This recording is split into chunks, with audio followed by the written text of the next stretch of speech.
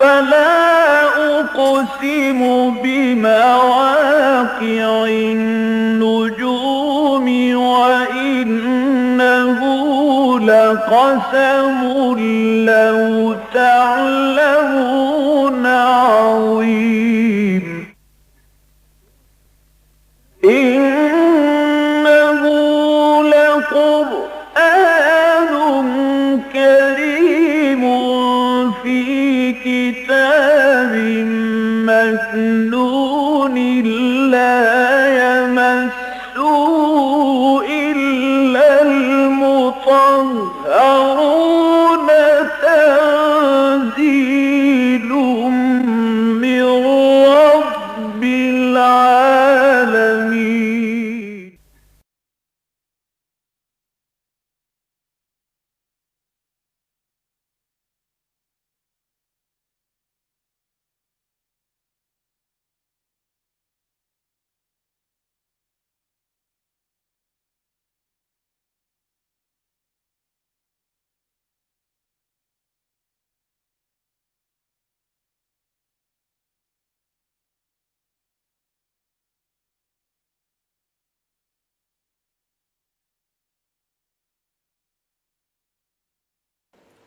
نحمده ونصلي على رسوله الكريم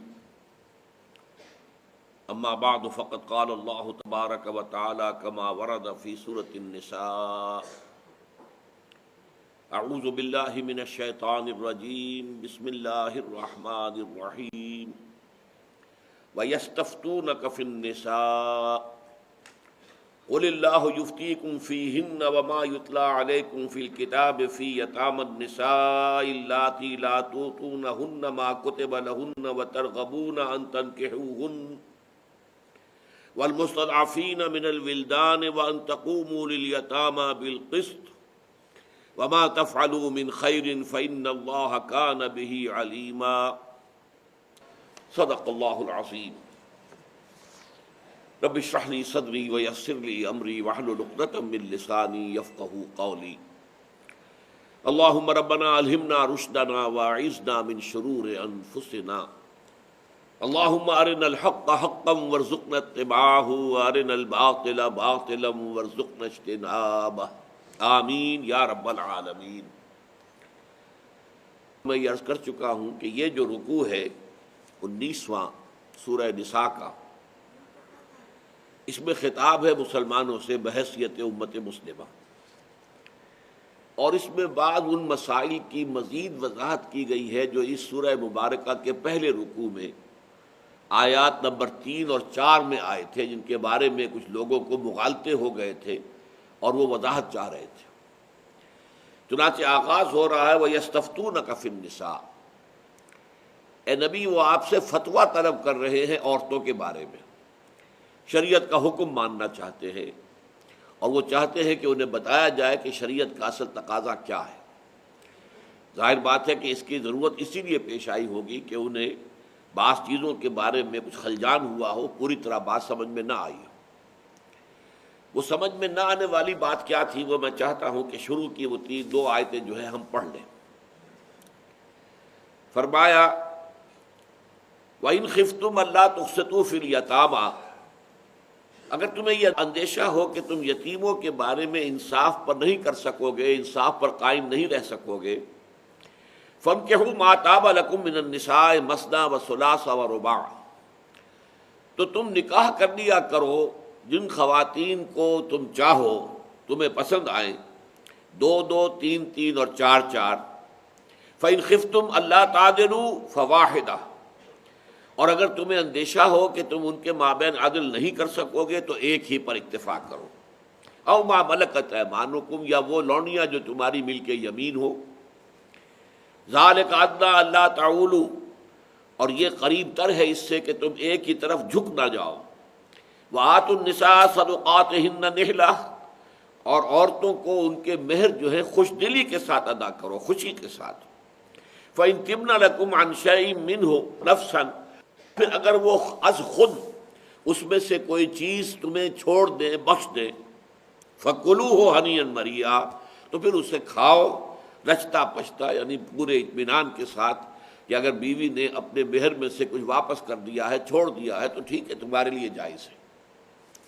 اس میں جو پہلی آیت ہے اس کے بارے میں بظاہر الفاظ سے یہ گمان ہوتا ہے، اور یہی آج کا ہمارا جو پورا طبقہ ہے منکرین حدیث کا، اس نے اس سے یہی مراد لیا ہے جو اس وقت کچھ لوگوں کو خلجان ہو گیا تھا، جس کی وجہ سے کہ وضاحت آگے آ رہی ہے جو آج ہم پڑھنے چلے ہیں۔ لوگوں نے یہ سمجھا تھا کہ اس کا مطلب یہ ہے کہ یتیم جو ہیں تمہاری کفالت میں ہیں، بڑے بھائی فوت ہو گئے ہیں، ان کے بچے ہیں، ان کی بیوی ہے، اب ظاہر بات ہے کہ وہ بچے جو ہیں یتیم، اس کے ولی تم ہو، تمہیں ہی ان کی دیکھ بھال کرنی ہے۔ اگر تمہیں یہ اندیشہ ہو کہ تم ان یتیموں کا حق ادا نہیں کر سکو گے تو ان کی ماؤں سے شادی کر لو۔ جب ان کی مائیں تمہارے نکاح میں آ جائیں گی تو گویا کہ اب ان کے حالات کو جاننے والی وہ ایک بیوی بھی ہو جائے گی آپ کی، اور اس طریقے سے زیادہ اس کا امکان ہے اور زیادہ امید ہے کہ پھر تم ان یتیموں کے حقوق صحیح طور پر ادا کر سکو۔ یہ مفہوم اس وقت بھی کچھ لوگوں کے سامنے آیا، اور آج جیسا کہ میں نے کہا کیونکہ الفاظ ظاہری جو ہیں وہ اس مفہوم کو ظاہر کرنے کے اندر ہیں موجود، واقعتاً ان سے یہ مفہوم نکل سکتا ہے، لیکن اصل مفہوم کیا تھا؟ بخاری شریف میں حضرت عائشہ صدیقہ رضی اللہ تعالی عنہا سے یہ چیز موجود ہے مروی کہ اس آیت کا پس منظر کیا تھا۔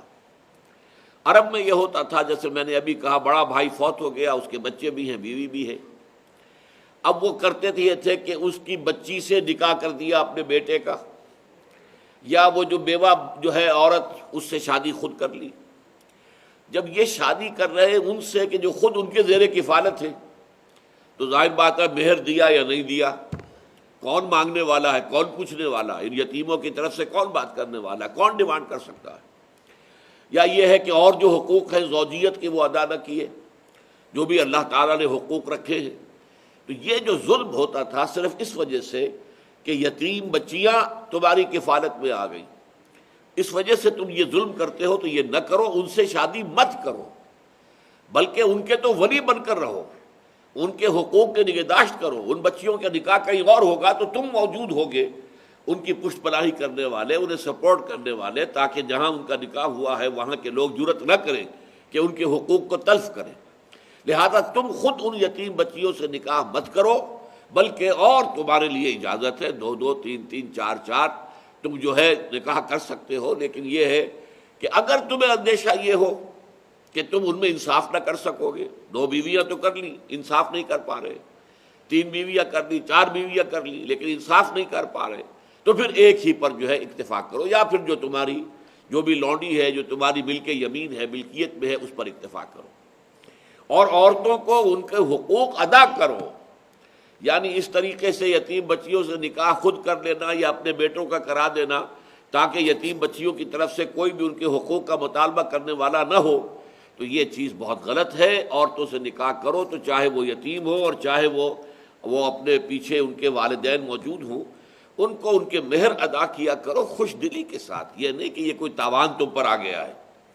پھر یہ کہ اگر وہ اپنی مرضی سے خوشی سے اس میں سے کچھ چیز تمہیں چھوڑ دیں یا دے دیں تو کوئی حرج نہیں ہے، تم اس مال کو اپنے استعمال میں لا سکتے ہو۔ اب یہ جو مغالطہ ہوا تھا ان لوگوں کو، اب اس کے بعد ایک سوال پیدا ہوا کہ اگر یہ بات مان لیا جائے کہ یہ یتیموں کی ماؤں کے بارے میں کہا جا رہا ہے، تو اس کا منطقی نتیجہ یہ نکلتا ہے کہ تعدد ازدواج جو ہے اس کی آیت تو صرف یہی ہے، ایک سے زائد شادیاں جو ہم کہتے ہیں کہ اسلام کے اندر جائز ہیں 4 تک، تو اس کے جواز کی آیت تو یہی ہے صرف، اور تو کوئی آیت قرآن مجید میں ہے نہیں۔ اب اگر اس کو خاص کر دیا جائے یتیموں کی ماؤں کے ساتھ تو پھر وہ علی الاطلاق 4 شادیوں کا حق باقی نہیں رہتا، یہ ایک اشکال تھا۔ اس لیے بعض لوگوں نے پھر یہ کہا کہ نہیں، وہ تو اور دوسرے دلائل کے پر مبنی ہے، احادیث پر مبنی ہے، قرآن میں نہیں بھی ہے تو کیا ہے، لیکن یہ کہ یہ اشکال جو پیدا ہوا تھا اب اس کا جواب ہے جو آج ہم پڑھ رہے ہیں۔ وَيَسْتَفْتُونَكَ فِي النِّسَاءِ، اے نبی یہ آپ سے فتویٰ طلب کر رہے ہیں، دریافت کر رہے ہیں عورتوں کے بارے میں۔ قُلِ اللَّهُ يُفْتِيكُمْ، کہہ دیجئے اللہ تمہیں فتویٰ دیتا ہے، فِيهِنَّ، ان عورتوں کے بارے میں، وَمَا يُتْلَىٰ عَلَيْكُمْ فِي الْكِتَابِ فِي يَتَامَى النِّسَاءِ، اور وہ چیز کہ جو تلاوت کی گئی ہے، تمہیں سنائی گئی ہے اس کتاب میں قرآن مجید میں، یعنی اسی سورہ نساء کی آیت نمبر 3 میں، وہ ہے یتیم لڑکیوں کے بارے میں، اللاتی لا تؤتونہن ما کتب لہن، جن کو تم ادا نہیں کرتے وہ چیز جو ان کے لیے لکھ دی ہے اللہ نے۔ ان کے لیے مہر ہے، اب تم مہر ادا نہیں کر رہے، کیا ضرورت ہے؟ میری اپنی کفالت میں ہے، میں ولی ہوں، میں نے نکاح کر لیا ہے یا میں نے اپنے بیٹے سے نکاح کر لیا ہے، تو اب مہر کی کیا ضرورت ہے؟ اسی طریقے سے ان کے حقوق زوجیت، ان کا نان نفقہ جو ساری ذمہ داری مرد پر ہے، اسے بھی صحیح طور سے ادا نہیں کر رہے جو اللہ تعالیٰ کی طرف سے فرض ہے۔ تو فرمایا قل اللہ یفتیکم فیہن، عورتوں کے بارے میں اللہ تعالیٰ تمہیں فتویٰ دے رہا ہے، وضاحت کر رہا ہے، اپنے حکم کی جو ہے وضاحت کر رہا ہے، اور اس آیت کے بارے میں کہ جو تمہیں پڑھ کر سنائی گئی ہے اس کتاب میں، فی یتامی النساء، یتیم لڑکیوں کے بارے میں، اللاتی لا تؤتونہن ما کتب لہن، جن کو تم نہیں ادا کرتے وہ چیزیں جو اللہ نے ان کے لیے لکھ دی ہیں، یعنی مہر ہے اور نان نفقہ ہے، وترغبون ان تنکحوہن، اور نکاح ان سے کرنا چاہتے ہو کہ وہ خود نکاح کر لیں، اپنے بیٹے سے نکاح کر دیں، تاکہ ان کا مال بھی، جو یتیم کا مال ہے وہ بھی آ گیا ہمارے پاس اور وہ ہماری ملکیت میں آ گیا، اور یہ کہ اس یتیم بچی کی طرف سے کوئی نہیں ہے جو کھڑے ہو کر مطالبہ کر سکے کہ اس کا حق ادا کرو۔ والمستضعفین من الولدان، اور اللہ تعالیٰ فتویٰ دے رہا ہے ان کے بارے میں بھی جن بچوں پر ظلم کیا جاتا ہے، بچوں کے اوپر ولدان، اور ان کو بھی دبایا جاتا ہے۔ اما الیتیم فلا تقہر، یتیم کے بارے میں آیا ہے کہ اس کے اوپر کوئی دباؤ نہ ڈالو، اس کے اوپر جو ہے زیادتی نہ کرو۔ حضور نے فرمایا انا وکافل الیتیم کہاتین یوم القیامہ، میں اور وہ شخص جو کسی یتیم کی کفالت کرنے والا ہو تو اس طرح ہوں گے قیامت کے دن، ہمارا یہ قرب ہوگا، اس طرح ہم جڑے ہوئے ہوں گے۔ تو بچوں پر بھی جو ظلم ہوتا ہے، وَأَن تَقُومُوا لِلْيَتَامَىٰ بِالْقِسْطِ، اور یہ کہ یتیموں کے حق میں قائم رہو قسط کے ساتھ، انصاف کے ساتھ۔ پہلے رکوع میں بڑی تفصیل آ چکی ہے، ان کا مال ہڑپ کرنے کی کوشش نہ کرو، جلدی جلدی خرچ نہ کرو کہ یہ بالغ ہو جائیں تو یہ مطالبہ کر لیں گے، اس سے پہلے ہی خرچ کر دو، یا ان کے مال کو اپنے مال میں گڑبڑ کر کے اس کو کھا رہے ہیں اور بہانہ بنا رہے ہیں کہ میں تو اپنا مال کھا رہا ہوں لیکن وہ یتیم کا مال کھا رہے ہیں۔ یہ ساری چیزیں تھیں کہ جو اس معاشرے میں ہوتی تھیں، جو دبے ہوئے پسے ہوئے طبقات تھے، بیوائیں ہیں، یتیم بچیاں ہیں، ان کے ساتھ جو معاملہ ہو رہا تھا، اصل میں اس کی اصلاح کی طرف یہ ساری جو ہے ہدایات دی جا رہی ہیں۔ تو اس سے یہ بات واضح ہو گئی کہ اگر تمہارے ذہن میں اس آیت سے یہ اشکال پیدا ہوا ہے کہ یتیموں کی ماؤں سے شادیاں کر لو تو یہ غلط ہے۔ ایک تو یہ کہ حدیث صحیح بخاری کی روایت، راویہ ام المومنین حضرت عائشہ صدیقہ رضی اللہ تعالی عنہ، ان سے زیادہ قرب کس کو حاصل تھا؟ محمد الرسول اللہ صلی اللہ علیہ وسلم کے ساتھ۔ تو ظاہر بات ہے جب ان کی طرف سے یہ چیز موجود ہے اور وضاحت کے ساتھ ہے، اور جو روایت ہے وہ بہت مستند ہے، صحیح بخاری کی روایت ہے، تو اب اس کے بعد ادھر ادھر جانا کسی طالب حق کے لیے جو ہے اس کی اجازت نہیں ہے۔ پھر ہمیں اسی تفسیر کو لینا ہوگا کہ جو ایک صحابیہ ہی نہیں، جو کہ ام المومنین ہے، زوج النبی ہے صلی اللہ علیہ وسلم، ان سے مروی ہے، اور اس کے بارے میں ظاہری الفاظ سے اگرچہ وہ متبادر ہو سکتا ہے جو تم لے رہے ہو، لیکن حقیقتاً وہ نہیں ہے، لیکن تمہیں مغالطہ ہوا تو لو ہم واضح کر دیتے ہیں کہ یہ اصل میں ان یتیم لڑکیوں کا معاملہ ہے کہ جن کو تم چاہتے ہو نکاح میں لے لو، تاکہ ان کا مال بھی جو ہے، ان کے باپ کے وراثت میں اگر کوئی چیز ہے وہ بھی تمہارے قبضے میں آ گیا، لڑکی بھی قبضے میں آ گئی، اور لڑکی کو نہ مہر دینا پڑا اور نہ ہی اس کے یہ اور کوئی حقوق جو ہیں کوئی اس کی طرف سے دعوے دار بن کر کھڑا ہو سکتا ہے۔ اس کی اصلاح کے لیے یہ وضاحت نازل کر دی گئی۔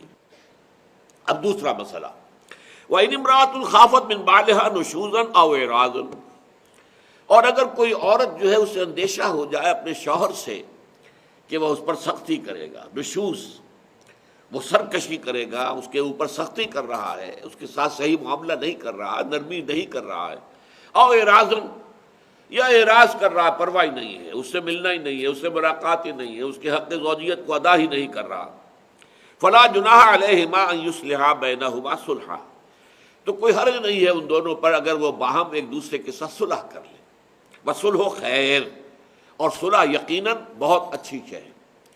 یہ اصل میں معاملہ پیدا ہوتا ہے جہاں تعدد ازدواج ہو، ایک بیوی پہلے تھی، اس کے بعد ایک نئی نویلی بیوی لے کر آئے ہیں، اب ظاہر بات ہے کہ ساری توجہ تو اس نئی نویلی پر ہوگی، وہ جو پہلی تھی اب اس کا نہ حق ادا ہو رہا ہے، نہ اس کے ساتھ حسن معاشرت ہے، اب وہ جو ہے بالکل ایسی ہو کر رہ گئی ہے کہ جیسے کہ بے شوہر کے ہو، شوہر ہے ہی نہیں اس کا، تو یہ معاملہ جو ہے غلط ہے، اور اس صورت میں البتہ یہ کہ فائنل سیپریشن سے پہلے ایک کوشش کی جانی چاہیے۔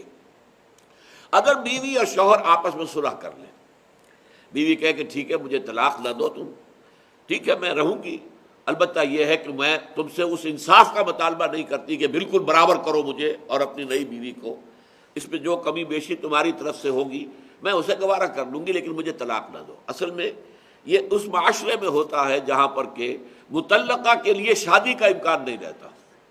ہمارا ہندوستان کا بھی پرانا معاشرہ ایسا ہی ہے۔ اسی طریقے سے عیسائیوں کے اندر بھی یہ بات جو ہے یہودیوں سے چلی آ رہی تھی، مطلقہ کا معاملہ جو ہے اس معاشرے کے اندر ایسا ہو گیا تھا کہ اب کوئی ان سے شادی نہیں کرتا تھا، بلکہ ہمارے ہاں جیسے مطلقہ شادی کرے تو لوگ اس کے اوپر فقرے چست کرتے ہیں، بیٹھا نہیں گیا، رہا نہیں گیا، اس کو یہ جو ہے، تو اس وجہ سے جو عورت نہیں چاہتی کہ مجھے طلاق دی جائے تو میں جو ہے رہوں، ٹھیک ہے میں اپنے سارے حقوق کا مطالبہ نہیں کرتی لیکن تو مجھے طلاق نہ دو۔ ایک حد تک اس مصالحت کی قرآن مجید اجازت دے رہا ہے، فلا جناح علیہما، اگرچہ وہ انصاف کے جو تقاضے اللہ چاہتا ہے کہ تم پورے کرو وہ نہیں ہو رہے، لیکن بیوی نے اگر از خود اپنی مرضی سے اس میں کچھ کمی جو ہے وہ گوارا کرنی ہے تو اللہ کی طرف سے اجازت ہے ان یصلحا بینہما صلحا، کہ آپس میں وہ مصالحت کر لیں، صلح کر لیں، وصلح خیر، اور صلح جو ہے وہ بہتر ہے۔ وَأُحْضِرَتِ الْأَنفُسُ الشُّحَّ، اور جو انسان کے نفس ہیں، نفوس ہیں، ان کے اوپر تو مسلط ہے حرص، ہر شخص چاہتا ہے زیادہ سے زیادہ، ہر بیوی بھی چاہے گی زیادہ سے زیادہ توجہ میرے ساتھ ہو، ہر بیوی چاہے گی زیادہ سے زیادہ خرچ مجھ پر کیا جائے، ہر بیوی چاہے گی کہ میری جو فرمائش ہے وہ پوری کی جائے۔ تو یہ تو انسان کی جو بھی سرشت ہے، جو ہیومن نہیں بلکہ جو کہ اینیمل نیچر ہے انسان کی، انسان میں دو نیچرز ہیں، دی ہیومن نیچر روحانی، اور جو اینیمل نیچر ہے جو انسان کی حیوانی نیچر ہے، تو اس کا تقاضا تو یہی ہے، اس کے اندر بخل بھی ہے، اس میں شوہ بھی ہے، اس میں حرص بھی ہے۔ وَإِن تُحْسِنُوا وَتَتَّقُوا، اور اگر تم اے مردوں، اب مردوں سے خطاب ہو رہا ہے، چونکہ تمہیں ہم نے ایک مقام خاص دیا ہے، الرجال قوامون علی النساء، تمہیں قوام بنایا ہے، تمہیں حاکم بنایا ہے، تمہیں اختیارات دیے ہیں، تم جب چاہو بیوی کو طلاق دے سکتے ہو، بیوی جب چاہے طلاق نہیں دے سکتی، بلکہ وہ تو خلا لے گی کسی ایجنسی کے تھرو، بڑے بزرگوں کے ذریعے سے لے گی، یا یہ ہے کہ عدالت کے ذریعے سے لے گی، قاضی سے لے گی۔ لہذا یہ جو ہم نے رکھی ہے تمہارے درمیان شوہر اور بیوی کی حیثیت سے عدم مساوات، انسانوں کے اعتبار سے مساوات مکمل ہے، مرد اور عورت میں کوئی فرق نہیں، human dignity, human respect, human owner, both share equally. لیکن جب ایک مرد اور ایک بیوی مل کر اب یہ شادی کرتے ہیں، شادی کے کانٹریکٹ میں، یہ بھی ایک عہد ہے، معاہدہ ہے، داخل ہو گئے، اب یہ دونوں برابر نہیں ہیں، اس لیے کہ یہ جو انسٹیٹیوشن ہے فیملی کا، خاندان، اس خاندان میں دو برابر کے اختیارات رکھنے والے سربراہ نہیں ہو سکتے۔ اس کا نتیجہ کیا ہوگا؟ خاندان کی جڑیں کھل جائیں گی، خاندان ختم ہو جائے گا، انتشار ہوگا، جیسے کہ آج ویسٹرن معاشرے میں ہو چکا ہے، خاندان کی بنیادیں ہل گئی، ختم ہو گئی، اس لیے کہ وہاں آیا مرد اور عورت بالکل برابر، طلاق میں بھی برابر، فلاں میں بھی برابر، ہر چیز میں برابر۔ تو اس حوالے سے یہ ہے کہ پھر ان کے ہاں جو ہے خاندانی زندگی ختم ہو گئی ہے۔ دیکھیے، اگرچہ دنیاوی اعتبار سے جو ضرورتیں انسان کی ہیں، اس کے اعتبار سے اس وقت ٹاپ کا معاشرہ جو ہے وہ سویڈن کا ہے، جو یہاں پر اسکینڈینیوین کنٹریز میں جو سوشل سیکیورٹی ہے وہ یوں سمجھ لیجئے کہ پوری دنیا میں ٹاپ پر ہے۔ اس کے بعد کہیں آتا ہے انگلینڈ، یو کے، اور اس سے بھی کمتر ہے امریکہ۔ امریکہ تو بہت ہی ننگا کیپٹلسٹ ملک ہے، لیکن وہاں بھی کیا ہے، سویڈن میں کھانے کو ہر چیز موجود، کوئی بھوک نہیں، سیکس کھلا ہے، جس طرح چاہو، جہاں چاہو، جس طرح کرو، کوئی سزا نہیں، کوئی زنا پر سزا نہیں، کچھ نہیں۔ پھر بھی ہائیسٹ ریٹ آف سوسائڈ یہ سویڈن میں ہے۔ کیوں ہے؟ بھوک سے تو وہاں کوئی نہیں مرتا، سوسائڈ کیوں کر رہا ہے؟ وجہ یہ ہے کہ گھر کی زندگی جو ہوتی ہے اس میں جو سکون ہوتا ہے، ایک بیوی ہے جس کے بارے میں اطمینان ہے کہ یہ وفادار ہے، یہ عفت مآب ہے، اور اسی طریقے سے بیوی کو اعتماد ہے میرا شوہر جو ہے وہ غداری نہیں کرتا، وہ کہیں ادھر ادھر نہیں جاتا۔ ہاں ایک سے زائد بیویاں ہونا اور ہے، لیکن زانی نہیں ہے، زناکار نہیں ہے، آوارہ نہیں ہے۔ اب یہ جو ان دونوں کا ملاپ ہے، اس کے اندر جو سکون ہے، قرآن مجید نے لفظ بھی استعمال کیا لِتَسْكُنُوا إِلَيْهَا، تمہارے لیے تمہارے جوڑے پیدا کیے ہیں تاکہ تم سکون حاصل کرو۔ یہ جب گھر کا سکون نہیں ہے اور انسان کا کوئی ایسا نہیں ہے کہ جس کے ساتھ وہ اپنی راز کی بات کہہ سکے، شیئر کر سکے، دل کی بات کہہ سکے، کوئی ایسا رفیق۔ ہم نے 10ویں جماعت میں جو عربی کی کتاب پڑھی تھی اس کی آخری نظم یہ تھی، خاصی مشکل تھی، فتش لقلبک عن رفیق، اپنے دل کے لیے کوئی رفیق، کوئی رفاقت والا جس سے تم اپنی بات کہہ سکو، جس سے تم دلی مشورہ کر سکو، کوئی تلاش کرو۔ یہ اکیلے اگر رہو گے وَتَجُولُ وَحْدَكَ فِي الْقِفَارِ كَمُسَافِرٍ يَبْغِي الدِّيَارَ لَكِنَّهُ فَقَدَ السَّبِيلَ وَمَا لِقَلْبِكَ مِن مَّسِيرِكَ مِن دَلِيلٍ فَتِّشْ لِقَلْبِكَ عَن رَفِيقٍ۔ تم اکیلے گھوم رہے ہو اور ریگستان میں اور کسی جنگل بیابان میں، یہ چیز جو ہے یہ در حقیقت تمہارے لیے صحیح نہیں ہے۔ تلاش کرو اپنے لیے کوئی ہمدم، کوئی ہمراز، کوئی ساتھی، کوئی رفیق جس سے دل کی بات کی جا سکے، جس سے انتہائی قرب ہو۔ یہ کیفیت ہے کہ جو فیملی لائف میں حاصل ہوتی ہے۔ فیملی لائف کے لیے ضروری ہے کہ ایک سربراہ ہو، اور وہ مرد ہے۔ وہ مرد ہی جب شادی ہوتی ہے مہر دیتا ہے، حالانکہ شادی عورت کی بھی ضرورت ہے، مرد کی بھی ضرورت ہے، لیکن مرد مہر دیتا ہے۔ گویا کہ وہ طالب ہے اور وہ لڑکی یا جو عورت ہے وہ مطلوب ہے۔ کفالت، اس کا سکنا، رہائش اور کھانے پینے کا، کپڑا اور روٹی اس کے ذمے ہے۔ اس کی اولاد جو ہوگی اس کی پوری رسپانسبلٹی باپ کے اوپر ہوگی۔ عورت کو جو سکون ملتا ہے، آج بھی امریکہ میں آپ جا کے تلاش کیجئے، وہ کہتے ہیں اسٹے ایٹ ہوم مومز، وہ مائیں جو گھر میں رہتی ہوں اس سے بڑی نعمت کوئی ہے ہی نہیں۔ ورنہ ہوتا کیا ہے، شوہر نے بھی کام کرنے نکل جانا ہے صبح اور بیوی نے بھی نکل جانا ہے۔ اب بچے اسکول گئے ہیں، بچے آ گئے ہیں دن کے 1 بجے، نہ یہاں ماں ہے نہ یہاں باپ ہے۔ اب وہ کیا کریں گے؟ جو کریں گے اب وہ معلوم ہو رہا ہے۔ انسیسٹ جو ہے، بھائی بہنوں کے درمیان زنا کا معاملہ اس قدر بڑھ چکا ہے، باپوں کا معاملہ۔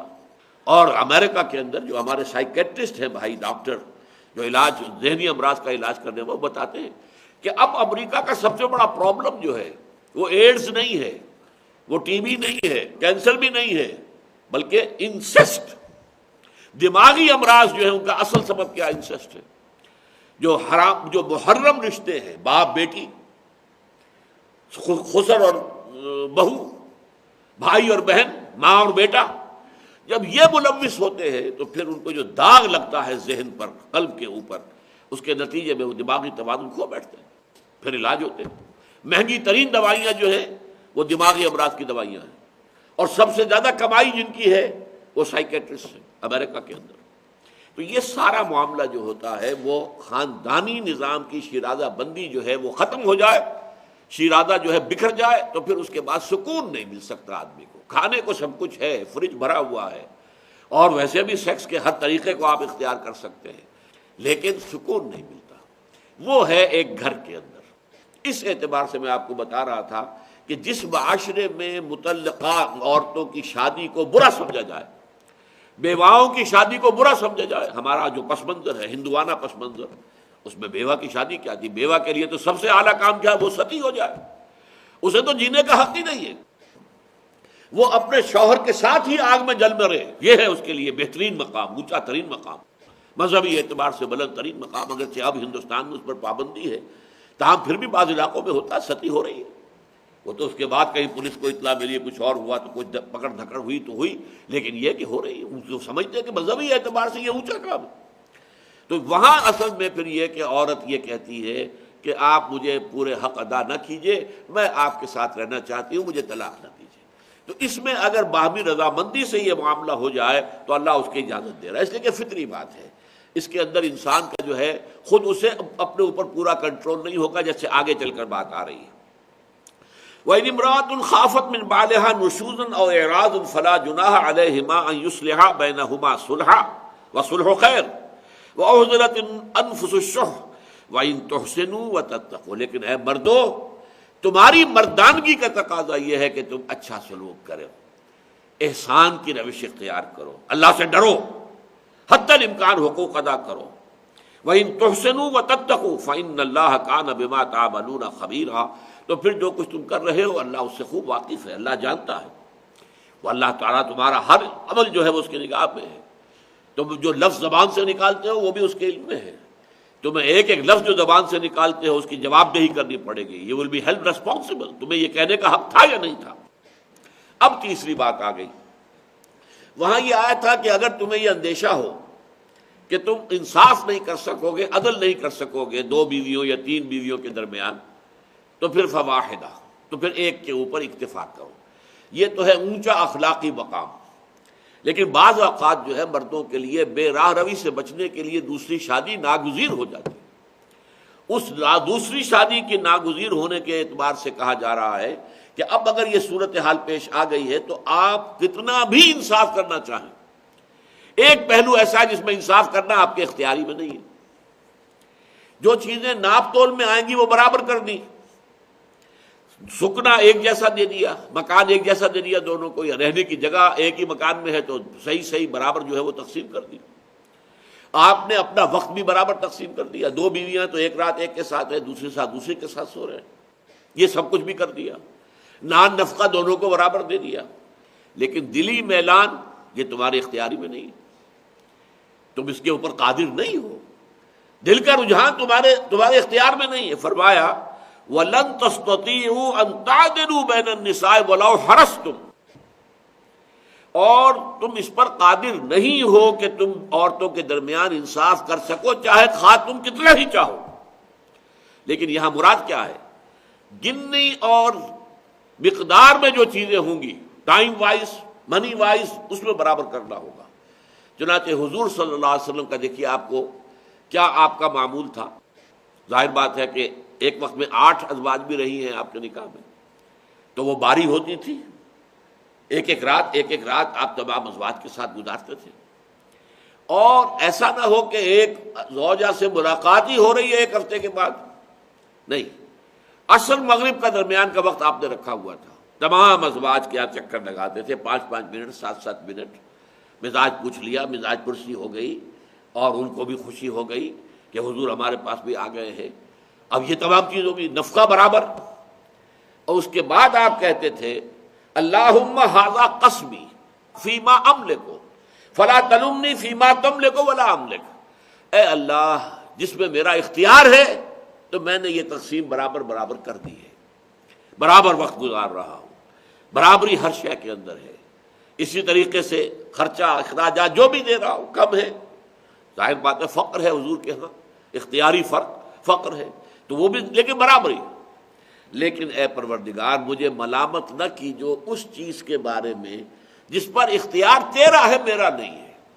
دل پر اختیار تو اللہ کا ہے، انسان کا اختیار نہیں ہے. دلی میلان کسی کی طرف ہو جانا، دل میں اس کی زیادہ محبت ہو جانا، یہ جو میرے اختیار میں نہیں ہے. اللہم ھذا قسمی فیما املک، یہ میری تقسیم جو ہے ان چیزوں میں ہے جس کا اختیار مجھے ہے. وقت میں برابر دے رہا ہوں، ان کا خرچہ برابر دے رہا ہوں.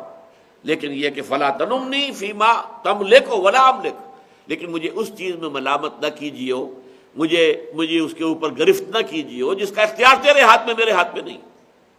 یہ ہے جو فرمایا وَلَن تَسْتَطِيعُوا أَن تَعْدِلُوا بَيْنَ النِّسَاءِ وَلَوْ حَرَصْتُمْ فَلَا تَمِيلُوا كُلَّ الْمَيْلِ فَتَذَرُوهَا كَالْمُعَلَّقَةِ. لیکن ایسے نہ ہو جائے کہ پورا میلان ایک کی طرف ہو جائے اور دوسری معلق ہو کر رہ جائے. معلق، لٹکی ہوئی، نہ وہ شوہر والی ہے اور نہ وہ آزاد ہے کہ کہیں اور نکاح کر سکے، یہ تو معلق ہو گئی. دیکھیے اس معاملے میں ایک آخری انتہا کے بعض واقعات میرے علم میں ہیں، اور ان میں سے ایک تو بہت بڑی دینی شخصیت تھی. ان کی پہلی شادی ان کے والدین نے کروائی. پتہ نہیں اس وقت بھی شاید انہیں پسند نہ ہو، والدین کے خیال سے فرما برداری اور سعادت مندی شادی کر لی، وہ پسند نہیں تھی. اس کے بعد انہوں نے دوسری شادی کرنی چاہیے اور پہلی شادی کو طلاق دینی چاہیے، پہلے بیوی کو. بیوی نے کہا نہیں، مجھے طلاق نہ دو، میں بیٹھی رہوں گی ساری عمر، کوئی سروکار مجھ سے نہ رکھو، کوئی خرچہ تم سے نہیں مانگتی اور کوئی تعلق نہیں چاہتی، لیکن مجھے طلاق نہ دو. وہ عورت ساری عمر بیٹھی رہی ہے. اب وہ کیا تھی؟ معلق تھی، نہ شوہر والی ہے اور نہ ہی آزاد ہے کہ کہیں اور شادی کر سکے. کہتے کیوں تھی؟ ایک اور بھی 2 شخصیتیں میرے سامنے ہیں، بس میں نے ایک ہی مثال دے دی آپ کو. لیکن یہ چیز جائز نہیں ہے. ٹھیک ہے، وہ عورت کہہ رہی ہے، وہ کہہ رہی ہے کیوں، کس دباؤ کے تحت؟ معاشرے کا دباؤ یہ ہے. دوسری شادی کا امکان بہت کم نظر آتا ہے. اور اسی طریقے سے اور لوگوں جو ہے فکر چست کرتے ہیں کہ اس سے بیٹھا نہیں گیا، رہا نہیں گیا، بغیر شادی کے بیٹھ نہیں سکی، رہ نہیں سکی، نہیں، تو اس کی وجہ سے وہ اسے گوارا کر لیتی ہے کہ ساری عمر بیٹھی. لیکن یہ شکل کسی طرح بھی صحیح نہیں ہے. کچھ کمی بیشی کا ہو جانا، عورت اپنے کچھ حقوق میں کمی کر دے، اپنے وقت میں یہی کہہ دے میرے پاس ہفتے میں آپ ایک ہی دفعہ آ جایا کیجیے، بس کافی ہے، مہینے میں ایک بار آ جائیے، چلیے، اور جو بھی ہے خرچہ ورچہ جو بھی آپ مجھے کم دینا چاہیں دے دیں، میں گزارا کر لوں گی. لیکن یہ کہ ایک عورت بالکل معلق ہو کر رہ جائے، نہ وہ شوہر والی ہے اور نہ وہ آزاد ہے کہ کہیں اور شادی کر سکے. فَتَذَرُوهَا كَالْمُعَلَّقَةِ، اس کو معلق بنا کر نہ رکھ دو. وَإِن تُصْلِحُوا وَتَتَّقُوا، اگر تم اصلاح کرو اور تقوی کی روش اختیار کرو. ان تصلحوا وتتقوا فإن اللہ کان غفورا رحیما، تو اللہ تعالی غفور بھی ہے، رحیم بھی ہے، بخشنے والا بھی ہے. کوئی اونچ نیچ ہو گئی، کوئی کمی بیشی ہو گئی، کوئی دلی میلان میں کمی ہو گئی، کسی طرف زیادہ رجحان ہو گیا، اللہ تعالیٰ بخشنے والا ہے، جو چیز تمہارے اختیار میں نہیں ہے. اور بھی کوئی اور کمی بیشی انسان سے ہو جاتی ہے، جیسے کہ فرمایا حضور نے کل بنی آدم خطاؤون و خیر الخطائین التوابون، تمام انسان انتہائی خطا کار ہیں. ہاں، ان خطا کاروں میں بہترین لوگ وہ ہیں جو توبہ کرتے ہیں، پلٹتے ہیں، لوٹتے ہیں، اور انہیں پشیمانی ہوتی ہے کہ ہم نے غلط کام کیا ہے. جب یہ کیفیت ہو جائے گی تو اسی صورت میں ہم پڑھ چکے ہیں کہ ان کی توبہ قبول کرنا اللہ نے اپنے ذمے کر لیا، واجب کر لیا اپنے اوپر، اگر جلدی سے توبہ کر لیں. تو فرمایا وَإِن تُصْلِحُوا وَتَتَّقُوا فَإِنَّ اللَّهَ كَانَ غَفُورًا رَحِيمًا، تو اللہ تعالیٰ غفور ہے اور رحیم ہے. اب ایک اور بات آ رہی ہے کہ جو ہمارے عام تصورات کے بہت خلاف ہے. دیکھیے، طلاق کے بارے میں یہ بات اپنی جگہ صحیح ہے کہ پسندیدہ چیز نہیں ہے. جو بندھن بندھ گیا ہے اسے اب نبھاؤ، اور شادی کے وقت یہ نیت اگر نہیں ہے کہ ساری عمر کا بندھن ہم باندھ رہے ہیں، اسے نبھانا ہے، تو وہ نکاح ہی درست نہیں ہوتا. نکاح موقت جسے کہتے ہیں متع، وہ اہل تشیع کے ہاں ہے، اہل سنت کے ہاں نہیں ہے. شادی جو ہے، نکاح جو ہے، وہ عمر بھر کا بندھن ہے. لیکن ہو سکتا ہے تو حالات ایسے ہو جائیں جن میں ساتھ رہنا ممکن نہ رہے. اب طلاق کو حرام کر دینا یہ بہت بڑے مفاسد کو جنم دے گا. اسلام کی تعلیم کیا ہے؟ طلاق اچھی چیز نہیں ہے، طلاق اللہ کو پسند نہیں ہے، بلکہ یہاں تک فرمایا آپ نے کہ ان ابغض الحلال عند اللہ الطلاق. اللہ نے جو جو چیزیں انسانوں کے لیے حلال قرار دی ہیں ان میں سب سے زیادہ مبغوض، سب سے زیادہ ناپسند شے اللہ کو وہ طلاق ہے حلال، طلاق دے سکتے ہو، تمہارا اختیار ہے، لیکن اللہ کو پسند نہیں ہے. اللہ چاہتا نباہ کرو، اللہ چاہتا کہ یہ بندھن بندھا ہے تو ٹوٹے نہ. لیکن اگر حالات ایسے ہو جائیں علیحدہ ہونا پڑے تو کوئی بات نہیں، پھر یہ بھی راستہ کھلا ہے، حلال ہے، جائز ہے. اب یہ تعلیم تھی کہ جس کے اندر ایک عدم توازن کے اندر پیدا ہو گیا. جہاں تک شریعت موسوی کا تعلق ہے طلاق کا راستہ کھلا تھا، طلاق دے دو. لیکن اب ہوتا کیا تھا، طلاق تو دے دی، اب اس عورت کا کیا مستقبل ہے؟ اس معاشرے میں کوئی اسے قبول کرنے کو تیار نہیں. اگر اس کی دوسری شادی نہیں ہوتی تو وہ کیا کرے گی؟ بہت ایسی بھی ہو سکتی ہے کہ جو نفس کشی کر دیں اپنی، اور بالکل نفسانی تقاضوں کو نظر انداز کر دیں. لیکن زیادہ لوگوں میں تو اس کی ہمت نہیں ہوتی، پھر وہ حرام کاری کرے گی، غلط راستے پر جائے گی. جیسے عیسائیت کے اندر راہب اور راہبائیں کیا کرتے ہیں آپس میں، آپ ان کی ہسٹری پڑھیے، ان کی اپنی لکھی ہوئی موٹی موٹی جلدیں ہیں. ہسٹری آف کرسچین موناسٹیسزم، یہ جو خانقاہی نظام عیسائیوں کا ہے، اس میں کیا ہوتا تھا؟ اوپر خانقاہ ہے اور اندر جو ہے راہبائیں اور راہب اکٹھے رہتے ہیں. اب اکٹھے رہیں گے تو کیا ہوگا؟ ہوتا یہ تھا ان کے اپنے کہنے کے بقول کہ ان راہب خانوں کے تہخانوں کے اندر حرامی بچوں کی قبریں بنتی تھیں. ظاہر بات ہے، انسان کی ایک سرشت ہے، اس کا ایک تقاضا ہے، اس کے اندر ایک انسٹنکٹ ہے، پیٹ کھانے کو مانگتا ہے، جنسی تقاضا بھی اس کے اندر ہے، وہ بھی اپنی تسکین چاہتا ہے. تم نے اس کے اوپر ایک جو ہے غیر ایک فطری جو ہے پابندی لگا دی. تو اگر آپ دریا کا بہاؤ جو ہے روکیں گے تو وہ کسی اور طرف دائیں بائیں نکلے گا، اسے تو راستہ بنانا ہے اپنا. تو یہ چیز جو ہے بدقسمتی سے حضرت مسیح علیہ السلام چونکہ کوئی نئی شریعت لے کر نہیں آئے تھے، شریعت موسوی تھی، کہہ کر گئے ہیں don't think I have come to destroy law. یہ لا جو ہے، جو شریعت موسوی ہے، تم پر لاگو رہے گی، اس کا ایک شوشہ بھی نہیں ختم ہوگا. لیکن حضرت مسیح نے ساتھ ہی کہا کہ جو شخص اپنی بیوی کو طلاق دیتا ہے وہ گویا کہ اس سے حرام کاری کرواتا ہے. اب اس میں وہ سارا معاملہ جو میں نے بیان کیا تھا ایک جملے میں آپ نے جمع کر دیا کہ اگر آپ نے طلاق دے دی ہے اور اس بیوی کا کوئی اب مطلقہ کا کوئی مستقبل معاشرے میں نہیں ہے، وہ کیا کرے گی؟ وہ حرام کاری کی طرف جائے گی۔ گویا کہ تمہاری طلاق سبب بن گئی اس کی حرام کاری کا، تو بس طلاق دو۔ اب یہ ایک اخلاقی تعلیم تھی، قانون وہی تھا شریعت موسوی کا، طلاق دے سکتے ہو، لیکن اخلاقی تعلیم یہ تھی کہ طلاق سے گریز کرو، بچو، کیونکہ عورت کے لیے کوئی مستقبل اور نہیں ہے، اور ہو سکتا ہے کہ وہ اسی وجہ سے غلط راستے پر بڑھ چلی جائے۔ لہذا حضرت مسیح نے در حقیقت جیسے حدیث میں آیا ان ابغض الحلال عند اللہ الطلاق، حلال چیزوں میں جو اللہ کو سب سے زیادہ ناپسند ہے وہ طلاق ہے، لیکن طلاق کا دروازہ بھی کھلا ہے، ٹھیک ہے۔ وہاں کیا ہوا؟ حضرت مسیح کے اس قول کو انہوں نے قانون کا درجہ دے دیا۔ طلاق نہیں تھی عیسائیت میں، الا یہ کہ آپ کی شوہر بیوی جو ہے بدکاری کرے اور آپ اس کا ثبوت فراہم کر دیں تو پھر طلاق ہو سکتی ہے، سیپریشن ہو جائے گی، ورنہ نہیں ہو سکتی۔ لہذا پوری عیسائی دنیا میں آپ کو قصے ملیں گے، شوہر غلط الزام لگاتے ہیں یا ایسے ماحول پیدا کرتے ہیں کہ بیوی بے راہ ہو جائے، کسی غلط کام میں ملوث ہو جائے، اس کا ثبوت لیتے ہیں، عدالت میں پہنچ جاتے ہیں، ہمیں سیپریٹ کر، ورنہ کوئی اور شکل ہے نہیں۔ تو یہ غیر فطری قانون جو ہے، غیر فطری بات، اخلاقی بات کو قانون کا درجہ دے دینا، یہ ہے غلطی۔ اخلاق اخلاق ہے۔ اب یہ جو فرمایا گیا کہ جو بھی کچھ تمہارے پاس زائد ہے ضرورت دے دو اللہ کی راہ میں، اب اسے آپ قانون بنا دیں گے، قانون بنا دیں گے تو اس کا کیا مطلب ہوا؟ آپ کے پاس کچھ بھی نہیں رہے گا۔ پھر طلاق، پھر جو ہے وہ وراثت کس میں ہوگی؟ وراثت کا قانون کائے کے لیے دیا گیا؟ نہیں۔ اگر تمہارے پاس ایک حد سے زیادہ ہو گیا ہے تو تم سے زکوٰۃ لے لی جائے گی، باقی یو کین ریٹین، تم رکھو، چاہو تو اور خرچ کرو، اللہ کی راہ میں اور خرچ کرو، اور خرچ کرو، اور but it will be voluntary. یہ اخلاقی اور روحانی تقاضا ہے، یہ قانونی تقاضا نہیں ہے۔ قانونی تقاضا یہ جائز ذریعے سے کماؤ، سود نہیں ہے، جوا نہیں ہے، سٹا نہیں ہے، کوئی منشیات کی کے کاروبار سے نہیں کمایا ہے، کوئی اسمگلنگ کے ذریعے سے نہیں کمایا ہے۔ اسی طریقے سے عورت کے جو نسوانیت ہے اس کو بیچ کر نہیں کمایا ہے، تو یہ اگر جائز طریقے سے کمایا ہے تو تم سے صرف زکوٰۃ لے لی جائے گی، باقی تمہارا قانوناً تمہارا حق ہے، یو کین ریٹین اٹ، اور اس کے بعد جو ہے یہ تمہاری اولاد کو منتقل ہو جائے گا۔ ہاں اگر اللہ کے ہاں تم اپنے اونچے مقامات چاہتے ہو تو اور دو اور دو اور دو۔ ان فی المال لحقا سوی الزکاۃ، حضور نے فرمایا مال میں سوائے زکوٰۃ کے بھی اللہ کا حق ہے، صدقات دو، انفاق فی سبیل اللہ کرو، اللہ کو قرض حسنہ دو، یہاں تک کہ اگر کوئی اللہ کا بندہ ہمت کرتا ہے اپنا سب کچھ اللہ کی راہ میں دے دے تو دے دے، وہ اپنے ہاں جنت کے اندر محل تعمیر کر رہا ہے۔ اسی طریقے سے معاملہ یہ ہے کہ طلاق بری شے ہے، حتی الامکان بچو، حتی الامکان نباہ کرو، لیکن اگر اس کے اندر کوئی اور خرابیاں پیدا ہو رہی ہیں، کسی عورت کو آپ نے معلق کر کے چھوڑ دیا ہے، وہ عورت جو ہے ہو سکتا ہے کہ پھر وہ بدکاری کی طرف مائل ہو جائے، اس سے بہتر ہے طلاق دے دو۔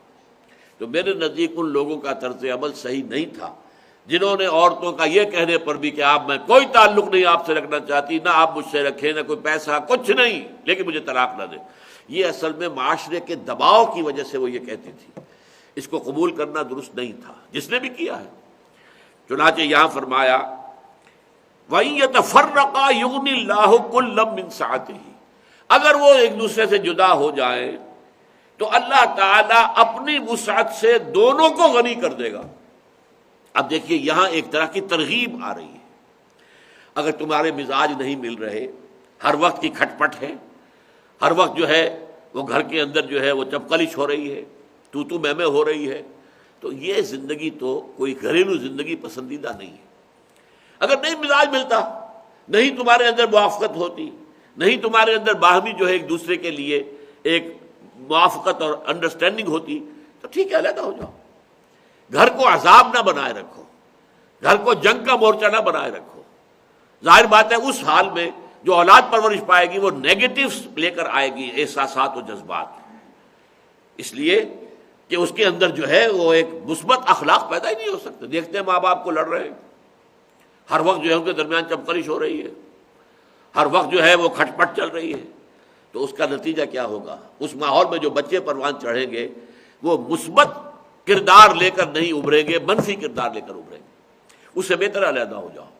اور یہاں پر گویا کہ ترغیب دی جا رہی ہے، وہیں یتفرقا، اگر وہ دونوں علیحدہ ہو جائیں ایک دوسرے سے، طلاق ہو جائے یا عورت خلا کر لے، اپنا مہر چھوڑ دے، آدھا چھوڑ دے، یا اور بھی کوئی رعایت دے دے، اور وہ اپنی آزادی پرچیز کر لے گویا کہ اپنے شوہر سے، خلا اس کو کہتے ہیں، تو ٹھیک ہے، اور مرد طلاق دے دے تب بھی ٹھیک ہے، اختیار ہے۔ یہ تو اللہ کے ہاں جا کر طے ہوگا کہ واقعتاً کسی حقیقی سبب کی بنا پر تم نے طلاق دی تھی یا یوں ہی دے دی تھی، اس کی جواب دہی تمہیں وہاں کرنی ہوگی۔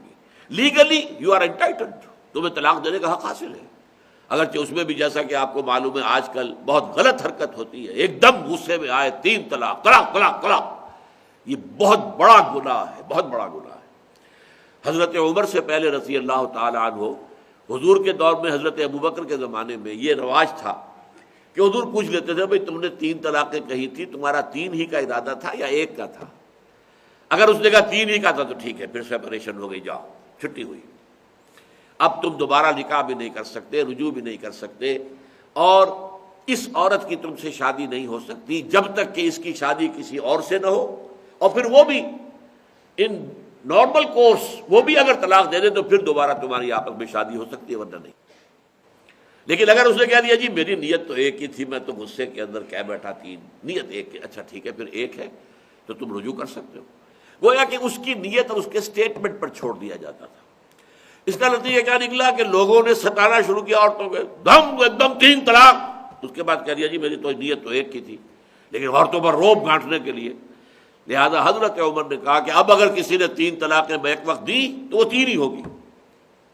یہ اصل میں اجتہاد تھا حضرت عمر کا، ایک طرح سے وہ لوگوں کی زیادتی کو روکنے کے لیے، لیکن اس کے ساتھ ہی آپ کیا کرتے تھے، جو 3 طلاقیں ایک دم دیتا تھا اس کو کوڑے لگواتے تھے، سزا بھی تھی۔ اگر ہمارے ہاں بھی ایسا ہو جائے کہ ٹھیک ہے 3 طلاقیں تو ہو جائیں گی لیکن تمہیں 1 سال کی قید ہوگی، تم نے کیوں کیا یہ کام؟ جو طریقہ قرآن میں بتایا گیا ہے، آپ 1 طلاق دیں، اس کے بعد عدت کے اندر آپ رجوع کر سکتے ہیں، یا عدت ختم ہو گئی آپ دوبارہ نکاح بھی کر سکتے ہیں، اچھا اس کے بعد بھی دوسری طلاق دے دیں، دوسری طلاق کے بعد بھی عدت تک 3 مہینے 4 مہینے جو بھی آئیں گے، 3 حیض، اس میں پھر رجوع کر سکتے ہیں، آپس میں نکاح کر سکتے ہیں۔ اس کے بعد بھی آخری فیصلہ ہو گیا، 3-4 مہینے لگ گئے اس پروسیس کے اندر، پھر تم تیسری طلاق بھی دینا چاہتے ہو دے دو، اب وہ تم پر حرام ہو گئی۔ یہ طریقہ ہے جس کی کہ شریعت کے اندر تعلیم دی گئی ہے۔ تم نے اس طریقے کو چھوڑ کر اگر ایک دم جو ہے 3 طلاقیں دے دی تو یہ گویا کہ تم نے گناہ کیا ہے، اور اس پر حضرت عمر کوڑے لگواتے۔ اب بعد میں ہوا کیا، کوڑے تو ختم ہو گئے، وہ 3 طلاقیں جو ہے وہ رہ گئیں، اور وہ ہمارے ہاں حنفی، مالکی، شافعی، حنبلی 4 فقہوں کے اندر یہی ہے کہ جس نے 3 طلاقیں ایک دم دے دی وہ 3 طلاقیں ہو گئی، لیکن اس کے ساتھ کوئی سزا ہے نہیں، لہذا غصہ آتا ہے۔ اگر یہ معلوم ہو کہ 3 طلاقیں دینے پر کوئی 25 کوڑے لگ جائیں گے یا 3 طلاقیں دینے پر کوئی 1 سال کی قید ہو جائے گی، پھر غصہ نہیں آئے گا انسان، وہ غصہ بھی سوچ سمجھ کے آتا ہے انسان کو، جہاں معلوم ہو کہ یہاں کوئی اور جو ہے وہ اس کی جواب دہی مجھے نہیں کرنی پڑے گی کسی کے سامنے، تب وہ غصہ آتا ہے۔ بہرحال یہاں یہ مقام قرآن مجید کا اس اعتبار سے بہت اہم ہے کہ اگر نباہ نہیں ہو رہا ہے، اگر تمہارے مزاج نہیں مل رہے ہیں، تو ہر وقت کی جوتم پیزار کے بجائے بہتر ہے ان یتفرقا، اگر علیحدہ ہو جائیں، یغنی اللہ، اللہ غنی کر دے گا، کلن، دونوں کو، من سعتہ، اللہ بہت واسع ہے، واسع علیم، اس کے خزانے بڑے وسیع ہیں، وہ اس عورت کے لیے بھی ہو سکتا ہے کہ اس سے بہتر شوہر اس کو عطا کر دے، اور اس مرد کے لیے بھی ہو سکتا ہے کہ وہ بیوی اس سے دے دے جو اس کے ساتھ پوری موافقت رکھتی ہو مزاجن، تو اللہ تعالیٰ کر دے گا، لیکن یہ صحیح طریقے پر یہ کام ہونا چاہیے۔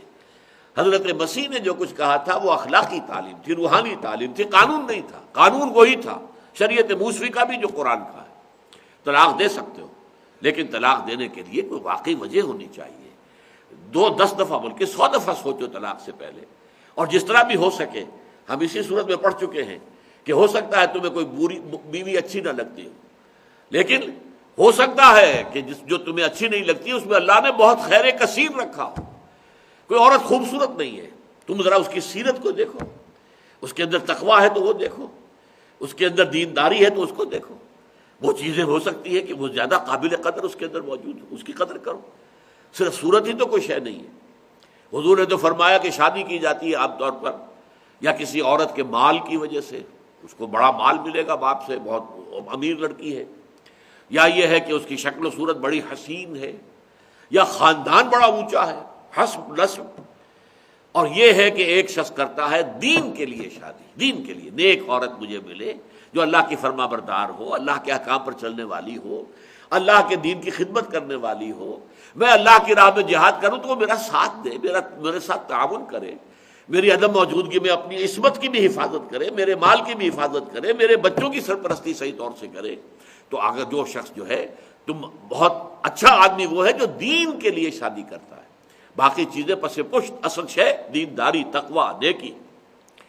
تو فرمایا وَإِن يَتَفَرَّقَا يُغْنِ اللَّهُ كُلًّا مِّن سَعَتِهِ وَكَانَ اللَّهُ وَاسِعًا حَكِيمًا، اللہ بہت وسعت رکھنے والا، کشائش والا ہے اور حکیم ہے، حکمت والا ہے۔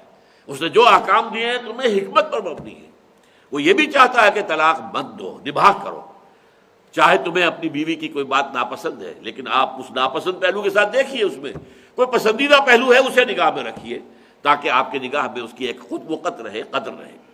لیکن اگر نہیں نبھ رہی ہے تو ٹھیک ہے، چخ چخ نہ ہو ہر وقت کی تو تم علیحدہ ہو جاؤ تو کوئی حرج نہیں ہے، اللہ تعالیٰ، لیکن خوبصورتی سے علیحدہ ہو، خوبصورتی کے ساتھ، لٹ مار کر نہیں، 3 طلاق ایک دم دے کر نہیں، بلکہ یہ کہ جو طریقہ طلاق کا بتا دیا گیا اس طریقے سے طلاق دو تاکہ تمہیں سوچنے سمجھنے کا پھر بھی موقع رہے، 3 دفعہ موقع رہے تمہارے پاس، 2 عدتوں کے اندر، لیکن تیسری طلاق دے دی، اب عدت بھی نہیں ہے، اب نہ اس میں رجوع کر سکتے ہو، نہ ہی تمہارا نکاح دوبارہ ہو سکتا ہے۔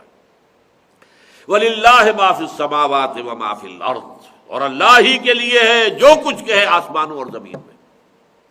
یہ میں نے پچھلی مرتبہ بتایا تھا، قرآن مجید میں جب کوئی ایک بحث ختم ہوتی ہے، یہ بحث آئی ہے ساری خواتین کے معاملات سے متعلق جو اشکالات پیدا ہو گئے تھے، جو صحابہ نے سوالات کیے، ان کی وضاحت کر دی گئی۔ ٹھیک ہے، یہ کہا گیا تھا کہ اگر عدل نہ کر سکے تو ایک ہی بیوی پر اکتفا کرو، لیکن ہو سکتا ہے کوئی شخص جو ہے، اب اس میں ظاہر بات ہے اللہ تعالیٰ نے مختلف لوگوں کے مختلف مزاج بنائے، کسی شخص کے اندر شہوت کا جذبہ زیادہ ہے، کسی شخص میں دولت کی محبت زیادہ ہے، اس میں شہوت کا جذبہ اتنا ہے ہی نہیں، وہ حیران ہوگا یہ کیوں ہی غلط راستے پر لوگ جاتے ہیں، اس لیے کہ اس کے اپنے اندر وہ جذبہ اتنا ہے ہی نہیں، وہ اپریشیٹ ہی نہیں کر سکتا۔ اب جس میں جذبہ کم ہے وہ پاک دامن بنا پھرتا ہے تو وہ تو پاک دامن بنایا ہی ہے، کوئی اگر ہے ہی نامرد تو وہ تو پاک دامن ہے ہی ہے، لیکن یہ کہ وہ تو ہے کہ اگر کسی، یہی وجہ ہے دیکھیے کس قدر کھلی بات کی ہے حضور نے اور قرآن نے بھی کی ہے۔ سورہ آل عمران میں ہم آیت پڑھ چکے ہیں، زُيِّنَ لِلنَّاسِ حُبُّ الشَّهَوَاتِ مِنَ النِّسَاءِ والبنین والقناطیر المقنطرۃ والذهب من الذهب والفضة والخیل المسومۃ والانعام والحرث، ان چیزوں کی محبت انسان کے دل میں پلا دی گئی ہے۔ سب سے پہلی محبت عورتوں کی محبت، زُيِّنَ لِلنَّاسِ حُبُّ الشَّهَوَاتِ مِنَ النِّسَاءِ، اس کے بعد بیٹوں کی محبت، اس کے بعد ڈھیروں مال ہو، سونا ہو، چاندی ہو، اس کے بعد یہ کہ گھوڑے ہوں مسومہ، نشان زد، جن کی پیڈگری معلوم ہے، اور پھر اس کے بعد عام جو ہے کھیتی ہے، اور یہ جو ہمارے پاس ہوتے ہیں جانور، بھینسیں ہیں، گائیں ہیں، یہ مال مویشی جس کو ہم کہتے ہیں، ان سب کی محبت انسان کے لیے مزین کر دی گئی ہے، اور ان میں نمبر 1 عورت۔ اسی طریقے سے حضور نے فرمایا مجھے تمہاری اس دنیا میں 3 چیزیں پسند ہیں، سب سے پہلے عورت کا نام لیا، پھر خوشبو، وقرۃ عینی فی الصلاۃ، اور میری جو آنکھوں کی ٹھنڈک ہے وہ نماز میں ہے۔ 3 چیزیں پسند ہیں، عورت، خوشبو اور نماز۔ اس میں کوئی جھجک آپ نے محسوس نہیں کی، قطعاً محسوس نہیں کی، ایک فطری تقاضا ہے، کچھ میں زیادہ ہوتا ہے، اور وہ زیادہ تقاضا والا جو ہے اگر دوسری شادی کرتا ہے، تیسری شادی کرتا ہے تو اس میں شریعت نے اجازت دی۔ اللہ جانتا ہے نا اس نے کس قسم کے انسان پیدا کیے ہیں، کن کے اندر کیا جذبہ زیادہ ہے، کن کے اندر کیا چیز جو ہے، باقی تو یہ انسٹنکٹس تو سب کے سب اینیمل سب میں ہے، پیٹ کھانے کو مانگتا ہے، لیکن کچھ زیادہ چٹورے آدمی ہوتے ہیں، خوب کھاتے ہیں، چٹخارے والے کھاتے ہیں، کچھ لوگ مال کی محبت ہے اپنے اوپر بھی خرچ نہیں کرتے، جمع ہی کرتے، سہتے رہتے ہیں۔ جیسا کہ آپ کو معلوم ہے کہ ہندو بنیا جو ہے وہ اپنی ذات پر بھی کم خرچ کرے گا، لیکن ہاں دولت کا اظہار ہوگا، مکان بنانے میں حویلی بڑی تکڑی بنائے گا، اور اسی طریقے سے شادی کے موقع کے اوپر خوب دولت خرچ کرے گا، اپنی جو دولت ہے اس کا جو صرف ان کے ہاں ان 2 چیزوں پر ہے، ورنہ اپنی جو ہے دال روٹی چل رہی ہے، اللہ اللہ خیر صلی اللہ۔ تو لیکن یہ کہ کچھ لوگوں کے اندر شہوت کا جذبہ شدید ہوتا ہے، اور اس کے لیے ضروری ہے کہ یہ راستہ جو ہے کھولا جائے۔ وَإِن يَتَفَرَّقَا يُغْنِ اللَّهُ كُلًّا مِّن سَعَتِهِ وَكَانَ اللَّهُ وَاسِعًا حَكِيمًا وَلِلَّهِ مَا فِي السَّمَاوَاتِ وَمَا فِي الْأَرْضِ، اللہ ہی کا ہے جو کچھ ہے آسمانوں میں اور زمین میں۔ یہ میں عرض کر رہا تھا کہ یہ خاتمہ کلام کے طور پر پھر اس طرح کے الفاظ آتے ہیں، اللہ ہی کا ہے تو اللہ ہی کا اختیار ہے. اللہ مالک ہے تو ملک بھی تو ہے. مالک ہے تو ملک ہے، بادشاہ ہے. اور بادشاہ ہے تو اسے حکم دینے کا اختیار ہے، اسے قانون دینے کا اختیار ہے، اسے شریعت دینے کا اختیار ہے. جو اس کو مانتا ہے اس کا کام کیا ہے؟ اس کی پیروی کریں، اس کی پابندی کریں، اس پر عمل کریں. وَلِلَّهِ مَا فِي السَّمَاوَاتِ وَمَا فِي الْأَرْضِ وَلَقَدْ وَصَّيْنَا الَّذِينَ أُوتُوا الْكِتَابَ مِنْ قَبْلِكُمْ وَإِيَّاكُمْ أَنِ اتَّقُوا اللَّهَ. اور دیکھو ہم نے وصیت کی تھی، تاکید کی تھی ان کو بھی کہ جن کو کتاب دی گئی تھی تم سے پہلے. یہودی تورات دی گئی، نصرانی ان کو دی گئی انجیل، اور اس سے بھی پہلے حضرت ابراہیم کے بارے میں آتا ہے کہ ان کو صحف ابراہیم 2 جگہ قرآن میں ہے. اور میں نے کئی مرتبہ یہ بات واضح کی ہے کہ اگر تورات کا ذکر ہے، تورات موجود ہے، چاہے اس میں چینج ہو گئی ہے، اس کے اندر تحریف ہو گئی ہے، اس لیے کہ 6 صدی قبل مسیح میں تورات جو اصل نسخہ تھا گم ہو گیا تھا. جو ان کا کیپٹیوٹی کا دور تھا، جبکہ بیبیلونیا میں، عراق میں جا کر اسیر رکھے گئے ہیں، اس وقت کوئی ان کے پاس تورات نہیں رہی تھی. واپس آ کر یادداشت سے تورات مرتب کی گئی ہے، لہذا اس کے اندر بہت سی غلطیاں ہیں، بہت سی چیزیں خام ثابت ہو گئی، غلط ثابت ہو گئی. مورس بکائی نے اسی لیے پوری کتاب لکھی ہے، جو کہ فرینچ سرجن تھا، جو ایمان لے آیا، بعد میں مسلمان ہو گیا. اس نے کمپیریٹو اسٹڈی کی بائبل کی بھی اور قرآن کی بھی، اور اس نے کہا کہ قرآن میں کوئی شے ایسی نہیں میں نے پائی جسے سائنس نے غلط ثابت کیا ہو. پورے قرآن میں، the Bible, the Quran and science, یہ کتاب اس کا نام ہے. لیکن تورات میں بہت سی چیزیں ایسی ہیں کہ جو سائنس کی روح سے غلط ثابت ہو چکی، لہذا وہ ایمان لے آیا. لیکن میں یہ کہہ رہا تھا کہ تورات چاہے اس کے اندر غلطیاں ہیں، تحریف ہے، لیکن ہے تو صحیح نا.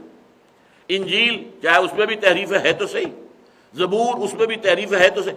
یہ صحف ابراہیم کہاں گئے؟ یہ ایک بڑا پرابلم ہے قرآن کے پڑھنے والوں کے لیے، اسلام کو سمجھنے والوں کے لیے. کہاں گئے؟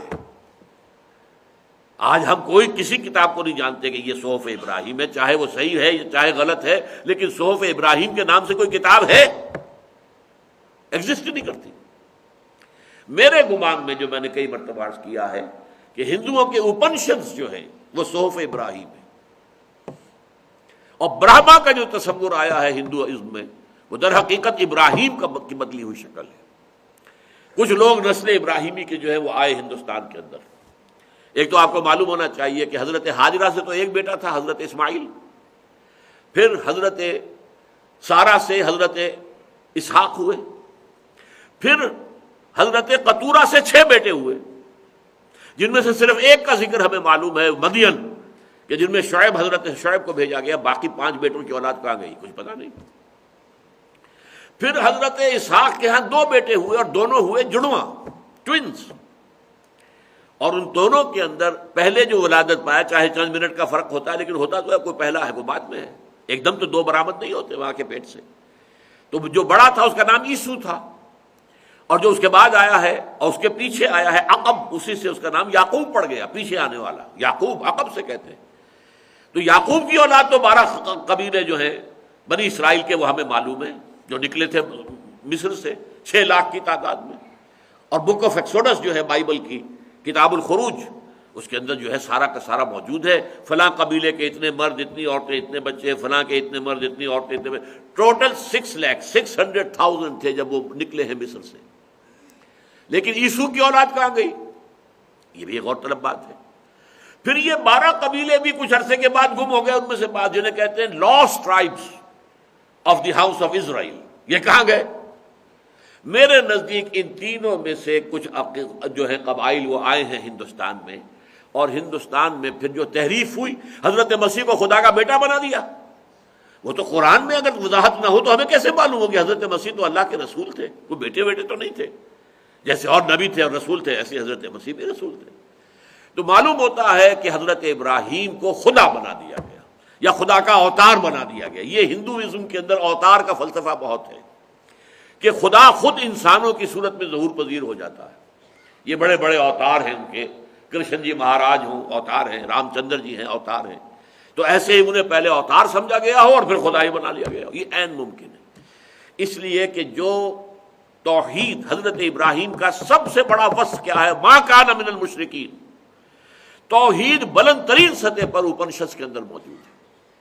بہرحال یہ میرا گمان ہے، میں اس کو سرٹنٹی کے ساتھ نہیں کہہ سکتا کہ صحف ابراہیم جس کا قرآن میں ذکر ہے وہ بگڑی ہوئی شکل میں صحیح، لیکن یہ کہ اپنشد کی صورت میں اب بھی اس کے کچھ آثار باقی ہیں، واللہ اعلم۔ وَلَقَدْ وَصَّيْنَا الَّذِينَ أُوتُوا الْكِتَابَ مِن قَبْلِكُمْ وَإِيَّاكُمْ، اور ہم نے وصیت کی تھی ان لوگوں کو جنہیں کتاب دی گئی تھی تم سے پہلے، اور تمہیں بھی وصیت کر رہے ہیں ان اتقوا اللہ، اللہ کا تقوی اختیار کرو۔ وَإِن تَكْفُرُوا، اور اگر تم کفران نعمت کرو گے، انکار کرو گے، کفر کرو گے، فَإِنَّ لِلَّهِ مَا فِي السَّمَاوَاتِ وَمَا فِي الْأَرْضِ، جان لو اللہ ہی کے لیے جو کچھ آسمانوں میں اور زمین میں ہے، تمہاری کوئی حیثیت ہی نہیں۔ الزم ہستی سے تو ابراہ مانند حباب، اس زیاں خانے میں تیرا امتحان ہے زندگی، تمہاری حقیقت کیا ہے اس کائنات کے اندر۔ وَكَانَ اللَّهُ غَنِيًّا حَمِيدًا، اور اللہ تعالیٰ تو غنی ہے اور حمید ہے، ہر چیز سے بے نیاز، اسے کسی کی ضرورت نہیں ہے، اور وہ اپنی ذات میں خود محمود ہے، کوئی حمد کرے نہ کرے اپنی ذات میں محمود ہے۔ وَلِلَّهِ مَا فِي السَّمَاوَاتِ وَمَا فِي الْأَرْضِ، پھر دیکھیں اور اللہ ہی کا ہے جو کچھ ہے آسمانوں اور زمین میں۔ مالک الکل، مالک کل وہ ہے، اور ملک بھی وہی، الملک القدوس السلام المومن المہیمن العزیز الجبار المتکبر، سب سے پہلا وصف آیا الملک، بادشاہ۔ وَكَفَى بِاللَّهِ وَكِيلًا، اور اللہ کافی ہے کارساز ہونے کے اعتبار سے۔ ان یشاء یذہبکم ایھا الناس، اے لوگو اللہ چاہے تو تمہیں دفع کر دے، ختم کر دے، ڈینوسورس ختم ہو گئے، تم نہیں ہو سکتے۔ ان یشاء یذہبکم، وہ تمہیں لے جائے گا، ایھا الناس، اے لوگو سب کے سب، ویأتی بآخرین، اور کسی اور کو لے آئے گا۔